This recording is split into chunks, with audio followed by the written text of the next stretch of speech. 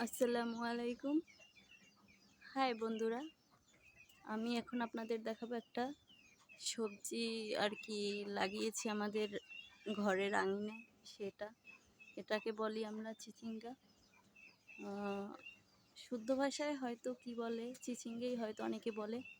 তো এই যে ছোট ছোট চিচিঙ্গা ধরেছে, অনেকগুলাই ধরেছে। এই একটা, হ্যাঁ, আর অনেকগুলো ধরেছে। এই যে এই একটা ধরেছে, অনেক সুন্দর। আসলে এগুলো খেতেও খুব মজা হয়।